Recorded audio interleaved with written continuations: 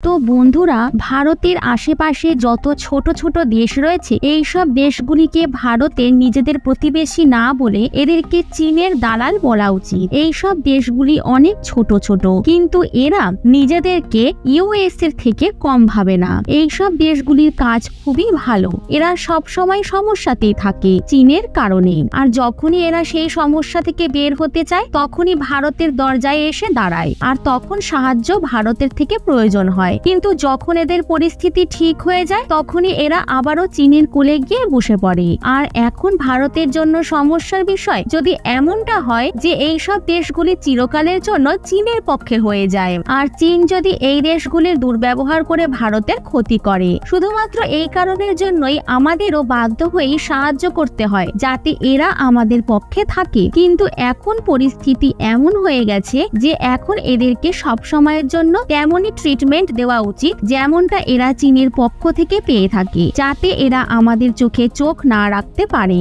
আর বন্ধুরা, এমন কিছু জিনিস দেখাও যাচ্ছে। গত কিছু সময় ধরে বাংলাদেশ, নেপাল, ভুটান, শ্রীলঙ্কা, স্পেশালি মালদ্বীপ, এরা ভারতকে নিয়ে কিছুটা উগ্রপন্থী মনোভাব দেখাচ্ছে আর চীনকে নিরন্তর সমর্থন দিয়ে ভারতকে একদিক দিয়ে রাগানোর চেষ্টা করছে। আর এদিকে ভারতও অনেক বড় কিছু করেনি, কিন্তু নিজেদের কিছু জিনিসকে নিয়ে শুধুমাত্র এক্সপোর্টের ওপর ব্যান লাগিয়ে দিয়েছে। কিছু কিছু জিনিসের ওপর ব্যান লাগানোর পর ভারত এই প্রতিবেশী দেশগুলির ওপর বিশেষ নজরও রেখেছে যাতে সব পরিস্থিতিতেই তারা সেই সব জিনিস পায়। কিন্তু এমন কিছু জিনিসও রয়েছে যেগুলো তাদের মাথা ব্যথার মূল কারণ হয়ে দাঁড়াতে পারে, যেগুলোর মধ্যে সবচেয়ে বিশেষ উপাদান হলো পেঁয়াজ। তো বন্ধুরা, আমরা সবাই জানি পেঁয়াজ যেটা সব দেশেরই একটি প্রয়োজনীয় জিনিস। পেঁয়াজ সব দেশেরই প্রয়োজন, সেটা দিয়ে তারা যেমনই খাবার তৈরি করুক না কেন।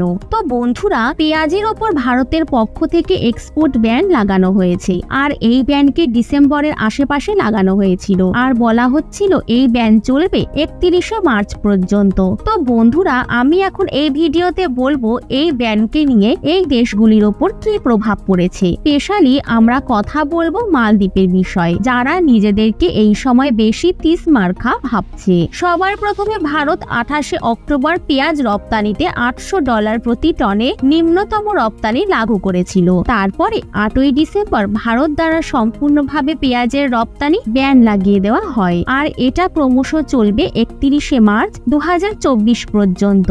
আর এর পেছনের কারণ এটা বলা হচ্ছে যে ডোমেস্টিক মার্কেটে পেঁয়াজের দামকে নিয়ন্ত্রণ করা। আর এর প্রভাব যদি দেখা হয় সবার প্রথমে বাংলাদেশের ওপর, তাহলে বলা হচ্ছে বাংলাদেশে পেঁয়াজের দাম 200 টাকা কেজি পর্যন্ত পৌঁছে গেছে। হ্যাঁ বন্ধুরা, যেটা ব্যান লাগানোর ঠিক একদিন আগেও যার দাম ছিল 130 টাকা কেজি। আর যদি বর্তমান পরিস্থিতি দেখা হয় তাহলে এর মধ্যে আরো বৃদ্ধি লক্ষ্য করা গেছে। এরপরে যদি ভুটানের কথা বলা হয়, তাহলে যেখানে ভুটানে পেঁয়াজের দাম 50 থেকে 70 নিউইয়া ছিল, আর এখন তার দাম 150 নিউইয়া পর্যন্ত পৌঁছে গেছে, অর্থাৎ ডবলেরও ওপর। যদি নেপালের কথা বলা হয় তাহলে নেপালও বড় স্কেলে পেঁয়াজকে নিয়ে ভারতের ওপর নির্ভরশীল রয়েছে। যদি গত বছরের কথা বলা হয় তাহলে 6.75 আরব ডলারের এরা প্রায় 190 টন পেঁয়াজ ভারত থেকে ইম্পোর্ট করেছিল, যা থেকে তারা তাদের ডোমেস্টিক মার্কেটে 100 টাকা কেজি হিসাবে বিক্রি করত। বন্ধুরা, আপনার জানাই থাকবে যে নেপালের কারেন্সিকেও রুপিয়াই বলা হয়ে থাকে, কিন্তু যখন এদের ওপর নিষেধাজ্ঞা জারি করা হয় তখন এদের মূল্য বৃদ্ধি আরো বৃদ্ধি পেয়ে যায়, যার দাম দ্বিগুণ বেড়ে যায়। বলা হচ্ছে 200 টাকা কেজি পেঁয়াজ এখানে পৌঁছে গিয়েছে। যদি বর্তমান পরিস্থিতির কথা বলা হয় তাহলে পেঁয়াজের দাম 250 টাকা কেজি হয়ে গেছে। এর মানে হলো একটা বড়সড় ঝটকা এরাও পেয়েছে। তো বন্ধুরা, যদি শ্রীলঙ্কার কথা বলা হয় তাহলে এখানে তো এদের অবস্থা আরো বেশি খারাপ হয়ে গেছে, কারণ বলা হচ্ছে শ্রীলঙ্কার মধ্যে পেঁয়াজের দাম 300 টাকা কেজি হয়ে গেছে। এর সাথে আরো বেশি বৃদ্ধি পাওয়ার সম্ভাবনা রয়েছে। এখন কথা বলা যাক আমাদের পরম প্রিয় মালদ্বীপের বিষয়ে, যেটা নতুন নতুন ভারতের শত্রু তৈরি হয়েছে। তো বন্ধুরা, সবার প্রথমে এই খবর দেখুন। এই খবর থেকে আপনি স্পষ্ট জানতে পারবেন যে কেবলমাত্র ট্যুরিজম সেক্টরে যেদিন থেকে প্রাইম মিনিস্টার মোদি লাক্ষাদ্বীপের যাত্রা করেছিলেন সেদিন থেকে আজ পর্যন্ত এদের প্রায় 400 কোটি টাকার ক্ষয়ক্ষতি হয়ে গেছে। আর 400 কোটি টাকার ক্ষয়ক্ষতি এদের জন্য কত বড় সেটা আমাদের ভাবনার বাইরে, কারণ এই দেশটির মোট আবাদি কেবলমাত্র 5 থেকে 6 লাখের মধ্যে, আর 400 কোটি টাকা এদের জন্য অনেক বড় একটি অ্যামাউন্ট। আর মনে রাখবেন, এটা ভারতীয় টাকায় 400 কোটি টাকা ক্ষয়ক্ষতি হয়েছে। এদের যে কারেন্সি রয়েছে সেটাকে মালদ্বীপিয়ান রুপিয়া বলা হয়ে থাকে।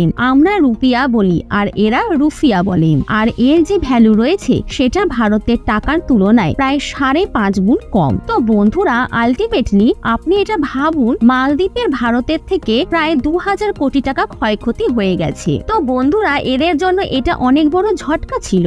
এর সাথে সাথে খবর বেরিয়ে আসছে যে মালদ্বীপের যে অপোজিশন রয়েছে তিনি এই সময় মোহাম্মদ মইজুর ওপর খুবই ক্ষুব্ধ রয়েছেন। আর ভারতের সাথে নিরন্তর যে কনফ্লিক্টকে এরা বৃদ্ধি করেছে, একে নিয়ে তার বিরুদ্ধে প্রোটেস্ট করার জন্য তারা তৈরি হচ্ছেন। কিন্তু যদি এর সাথে সাথে পেঁয়াজের কথা বলা হয়, তাহলে এখানে পেঁয়াজের দামকে প্রতি কিলো না বলে প্রতি ব্যাগ বলা হয়েছে। রিপোর্টে বলা হয়েছে এই যে পেঁয়াজের বস্তা মালদ্বীপেতে পাওয়া যায় সেটা 200 থেকে 250 MBR বস্তা পাওয়া যেত।